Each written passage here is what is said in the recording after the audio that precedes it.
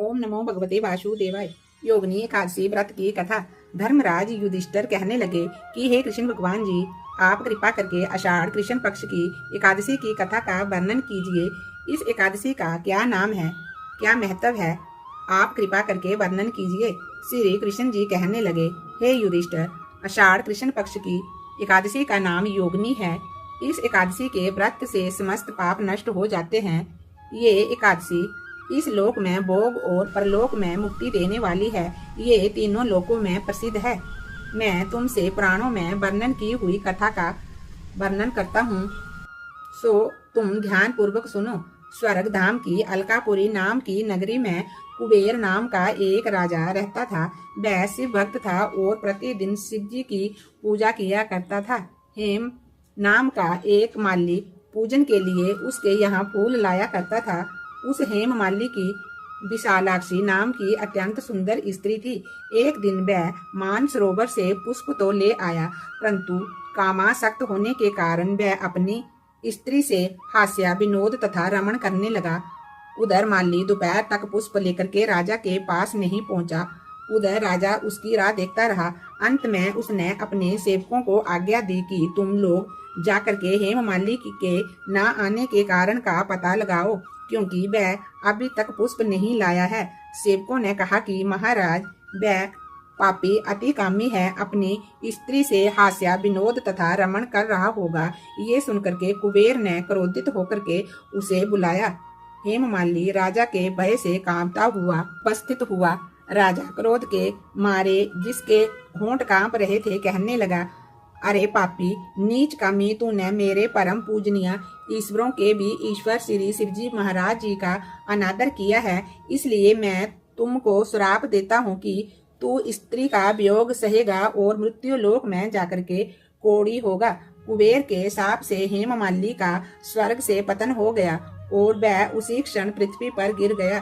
भूतल पर आते ही उसके शरीर में सफेद कोट निकल आया।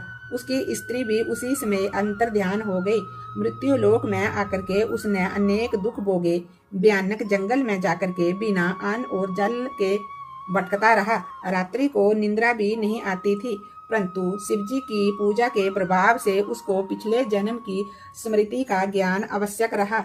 घूमते घूमते एक दिन वह मार्कंडेय ऋषि के आश्रम में पहुंच गया, जो ब्रह्मा से भी अधिक वृद्ध थे और जिनका आश्रम ब्रह्मा की सभा के समान लगता था। हेममाली वहां जाकर के उनके पैरों में पड़ गया। उसको देख करके मार्कंडेय जी बोले कि तूने ऐसा कौन सा पाप किया है जिसके प्रभाव से तू कोड़ी होकर के महान दुख भोग रहा है।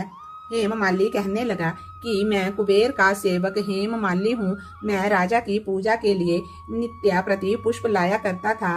एक दिन मुझे अपनी स्त्री के साथ विहार करते देर हो गई और दोपहर तक पुष्प लेकर के नहीं पहुंच सका, तो उसने मुझे शाप दे दिया कि तुझे स्त्री का वियोग होगा और मृत्यु लोक में जा करके कोड़ी बन करके दुख भोगेगा। इस शाप से मैं कोड़ी होकर के अत्यंत दुख भोग रहा हूँ। अतः आप कोई उपाय बतलाइए जिससे मेरा ये दुख दूर हो जाए।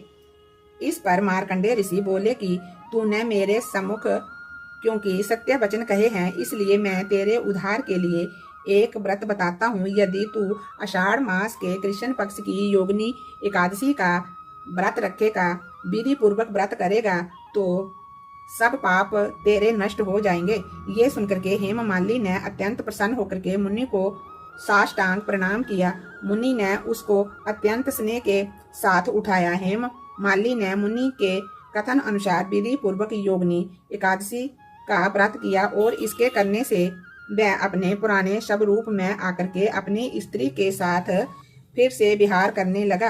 हे राजन, ये योगिनी एकादशी का व्रत 88,000 ब्राह्मणों को भोजन कराने के बराबर फल देता है। इसके व्रत से समस्त पाप दूर हो जाते हैं और अंत में स्वर्ग लोक की प्राप्ति होती है। व्रत करने वाला मनुष्य वैकुंठ धाम को जाता है। बोलिए विष्णु भगवान की जय। ओम नमो भगवते वासुदेवाय। ओम नमो भगवते वासुदेवाय।